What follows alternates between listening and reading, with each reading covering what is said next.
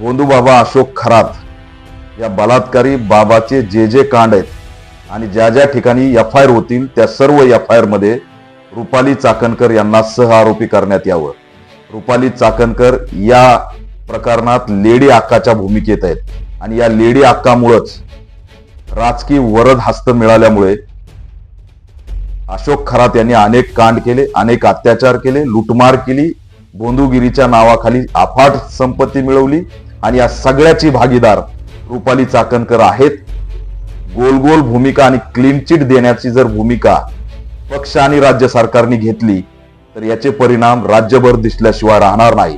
म्हणून all India panther सेना ultimatum देते की येणाऱ्या 24 तासात महिला आयोगाच्या अध्यक्षपदावरून रुपाली चाकणकर यांची तात्काळ हकलपट्टी करावी, अन्यथा तीव्र स्वरूपाचं आंदोलन सुद्धा राज्यभर छेडण्यात येईल.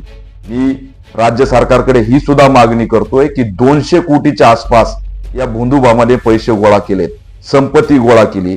भोंदूबाबा सहित चाकणकर या दोघांचीही संपत्ती तात्काळ सरकारने जप्त केली पाहिजे आणि कठोर अशी कारवाई केली पाहिजे. या अशोक खरात भोंदूबाबावर मोका अंतर्गत सुद्धा कारवाई झाली पाहिजे.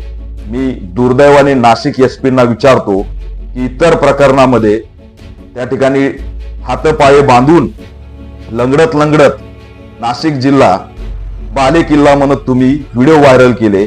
अशोक खरात याचा व्हिडिओ नाशिक जिल्हा कायद्याचा बाले किल्ला असा म्हणणारा का व्हायरल झाला नाही हा प्रश्न सुद्धा मी पोलिसांना विचारतो. म्हणून एवढ्या वर्ष पोलिसांच्या नाकाखाली हा गोरखधंदा सुरू होता.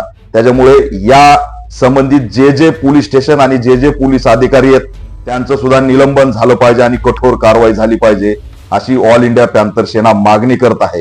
येणाऱ्या 24 तासात रुपाली चाकणकर यांचा राजीनामा घेतला पाहिजे आणि या लेडी अक्का नावाची जी भूमिका आहे, जेफ्री बाबा इपिस्टिन फाईल ही महाराष्ट्रापुढे आली पाहिजे अशी सुद्धा मागणी आम्ही राज्य सरकारकडे करत आहोत.